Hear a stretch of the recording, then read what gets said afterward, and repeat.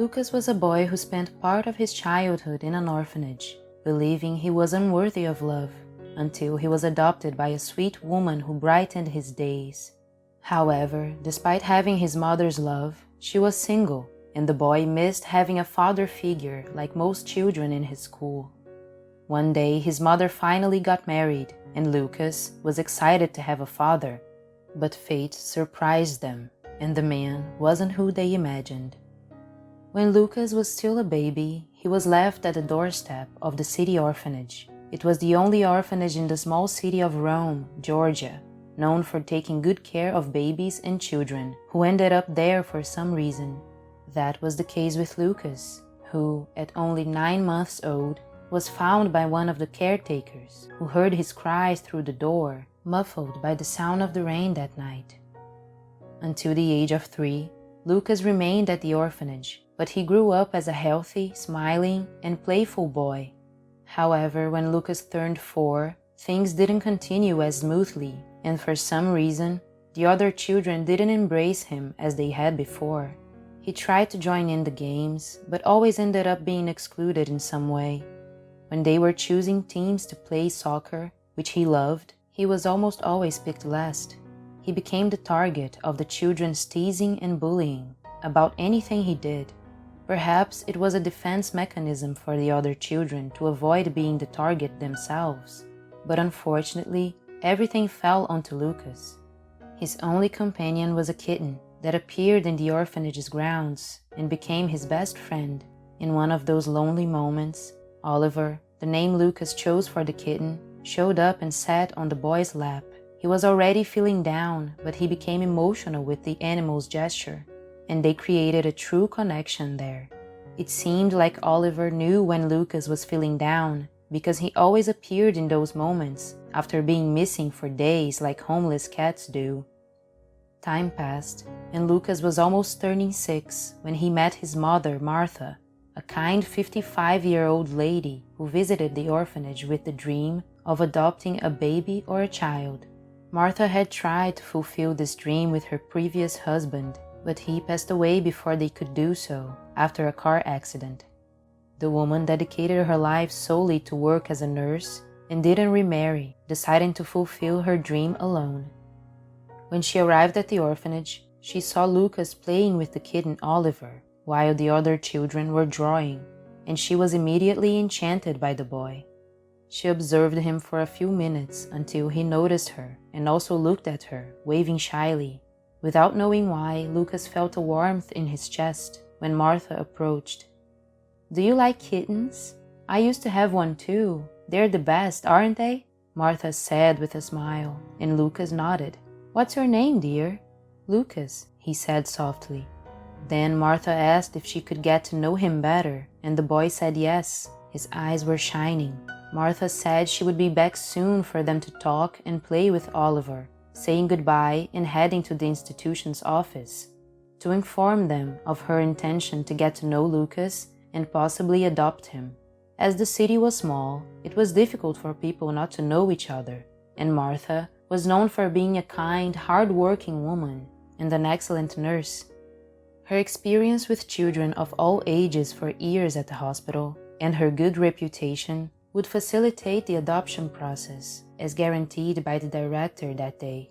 Therefore, it only took 3 more visits on the following weekends for everything to come together, and finally, Lucas would have a mother and a home. Martha didn't think twice about bringing the kitten Oliver to live with them as well, as she saw how much he made her son happy, and she made sure everything was ready for their arrival. The boy felt a surreal connection with his mother.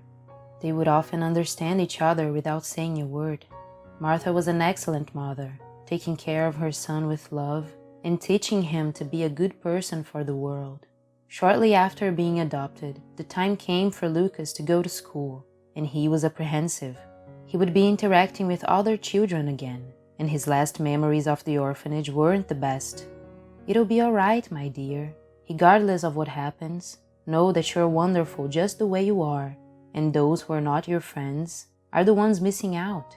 It's their loss," his mother said, trying to calm him down before his first day at school. Contrary to what he thought, Lucas was happy on his first day. He managed to get close to some children, played soccer, and by the end of the day, he realized he had a chance to truly make friends there. The following months were very joyful for Lucas.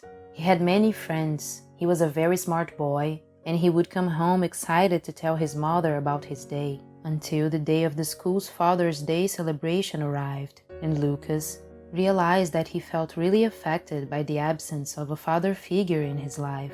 As he was still young, and had spent the early years of his childhood in the orphanage, the boy didn't feel the lack of a father figure as much in the first months with Martha. To him, it was like a dream he didn't want to wake up from. He felt complete, because he had never had anything that came close to that love before. However, he started to see things that made him miss having a father. There was always a father taking his child to school or picking them up. When there were parent-teacher meetings, his mother couldn't always go because she worked a lot, and Lucas had to wait for her to arrive before they could go home, while the others had their fathers to cover if their mothers couldn't attend. These situations made him think about how he wanted to have a father who would be present, talk to him, and address certain doubts as he grew into adolescence. This lack of a father figure became even more apparent on Father's Day at school, something he had never experienced before. The children had organized a tribute, and each one had made a handmade gift to give to their fathers, who were told to arrive at the end of the day. Lucas' father was the only one in his class who didn't show up, and he made a gift to give to his mother, trying to maintain his spirits. It was difficult for him to deal with it. He was sad, but Lucas was such a sweet boy that he did everything to hide those feelings from his mother and not make her feel bad. But a mother always knows, and she knew when her son wasn't well. When he came home and hugged her, handing her the gift, she could see that he was somewhat down, and she quickly understood why. Martha hadn't remarried because she believed her late husband was the love of her life and hardly noticed other men. Moreover, the time she had was dedicated to herself and her work, and after adopting Lucas, her son became her priority. But Father's Day made Martha reconsider if closing herself off to relationships was a good choice. But she didn't want to do anything superficially, because she knew that if she were to get married again, it would have to be with a good man for both her son and herself. But was that possible for a woman in her late 50s? She thought to herself. After thinking it over, Martha decided to at least explore the possibilities, to see what could happen. And it ended up happening faster than she imagined. That same week, she met Alfred. The next day, Martha had woken up early to go to the bakery, to buy the bread for breakfast. But it wasn't ready yet. The attendant turned to ask the baker how much longer it would take, and he went out to give the information personally. "Hi, it'll take just 5 more minutes. You arrived early," the baker said, looking at Martha, who read Alfred's name written on his apron and felt a different shiver run through her body. Alfred noticed Martha's gaze and was intrigued as well. He was slightly older than her and didn't want to waste time, so he invited her for a coffee later that same day. They naturally grew closer and started dating, spending the little time Martha had in each other's company while Lucas was at school. The woman didn't want to tell her son about Alfred prematurely, as he was only 7 years old and she didn't know how he would react, deciding to introduce him as a friend at first. And so time passed, with Alfred making the most of the moments he could spend with Martha and sometimes with Lucas, who still thought they were just friends. Alfred was a man of few words, often quiet and reserved, and Martha had grown accustomed to it and loved him for who he was. When he visited Martha's house for coffee, Lucas also noticed how he was a quiet man, but he didn't think much of it. To him, Alfred was just his mom's friend, until 2 years after their first encounter, Martha sat with her son and told him, "Son, Mommy's getting married again. You already know him, it's Alfred." Lucas thought it was okay. He didn't have much to think about Alfred, since they didn't spend much time together, and when they did meet, he barely heard his voice. In Lucas' childlike mind, He hadn't thought of Alfred as his father. He only saw him as his mother's husband at that moment. And so it happened. Martha and Alfred got married, and the man moved into their house a few days later, spending more time with Lucas. Before Alfred moved in, when Lucas did his homework, his mother would be making dinner or taking care of house chores, and it was usually difficult for her to help him. He struggled with subjects like math and tried to manage on his own, but that was until then. One day in the late afternoon, Lucas was following his routine, doing his homework, when Alfred passed by and sat next to him. "Look, this one here is wrong. You need to multiply first and then add. Try again," Alfred said, pointing to the notebook. Then he got up and went to get a glass of water in the kitchen, keeping to himself as usual. Lucas thought, "Wow, he helped me with my homework. That's cool," and got excited. He erased what he had done, did it again, and showed it to Alfred to see if it was correct, and he simply said, "Now it's right." Those were his only words. They maintained this interaction, with Alfred not talking much, but spending a lot of time with Martha and Lucas. More time passed, and the day of Lucas' next parent-teacher meeting arrived. The boy had developed the habit of always showing his homework to Alfred for help, and the date of his meeting was always written in his notebook. On the day before the meeting, Lucas brought his notebook for Alfred to check the math problems, and everything went normal. Alfred pointed out the mistakes, and the boy corrected them. The next day, Lucas was already accustomed to not having anyone to represent him at the meeting, so he sat at his desk, observing the other children with their family members. Suddenly, he looked towards the classroom door and saw Alfred. "I'm Lucas' father," the man told the teacher. When Lucas heard Alfred said he was his father, he was overwhelmed by an emotion he couldn't explain.